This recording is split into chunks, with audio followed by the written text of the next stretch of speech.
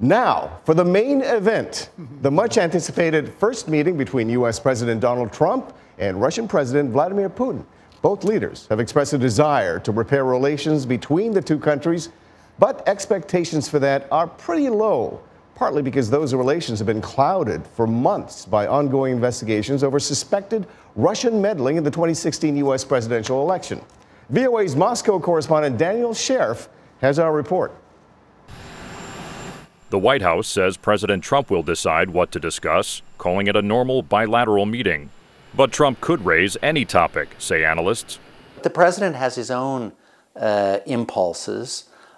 He may decide he wants to push the meeting in some unexpected direction, and we have to be prepared for this. This is a little bit his style.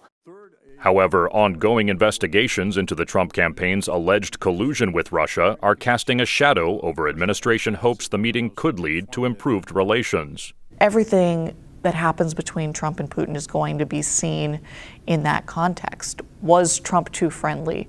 Was Trump actually trying to seem very tough on Russia in order to quiet down his critics back at home? I think those are a lot of questions that we'll see the answers to very shortly. But few expect Trump to raise the issue of Russian hacking that U.S. intelligence say was aimed at helping him get elected.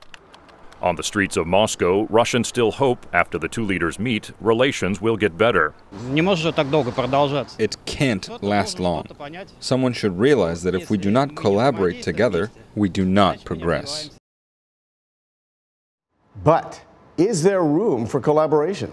Joining us now to talk about what's at stake, we're joined here in Washington by VOA senior Moscow correspondent Daniel Schearf, who filed that report. Welcome to Washington, by the way, Daniel. Thank you, Mark. And once again, by VOA White House correspondent Pete Heinlein. Thanks for sticking around. It's good to have both of you. Pete, this meeting is kind of a big deal, isn't it? It is. Why so much interest? Well, these are possibly the two most powerful leaders in the world, after all. But I think we probably should put this into perspective. Sure. This is a get-to-know-you session. Okay. This is a session where there's really not going to be much of an agenda. They'll probably sit and have coffee, and they might discuss their families. Of course, they'll have an agenda. They'll talk about the serious issues. The Russians want to get back to compounds that they have here, and that's a big issue for them. They're going to be talking about that. They want to have the economic sanctions lifted that the United States and others have put on them over Ukraine. They want to talk about Syria. They want to see if they can get some cooperation with the United States on Syria. And the United States, Trump will, of course, be talking a little bit about election interference, although he probably doesn't want to talk about it too much. I guess that is a $64,000 question. We can discuss that a little bit later. But Daniel, I'm interested in your take because you've lived and you've worked in Moscow. You're going back shortly.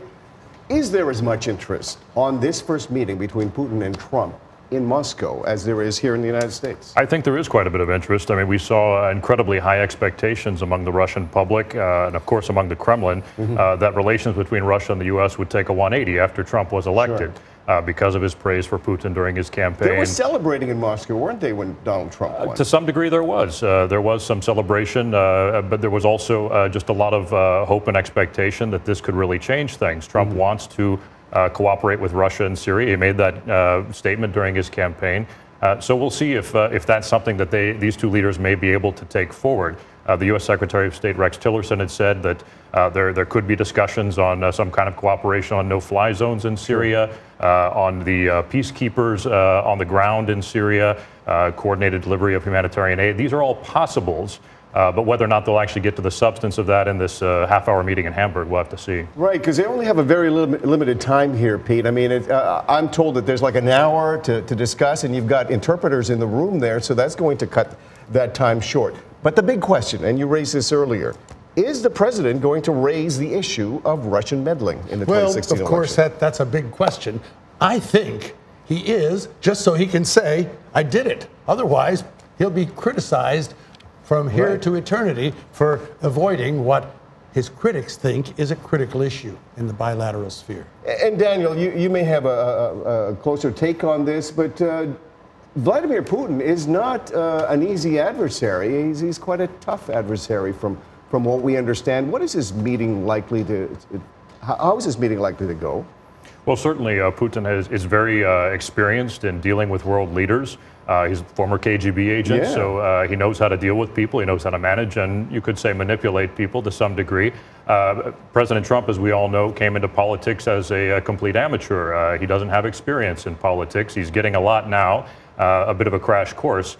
But he does have, we have to say, a great deal of experience when it comes to negotiating. He's been in the business world a long time. He's met with very wealthy, powerful people before in terms of negotiations. So he does bring that to the table. I can't believe we're out of time. I was going to ask you, I mean, are we underestimating the president here real quick?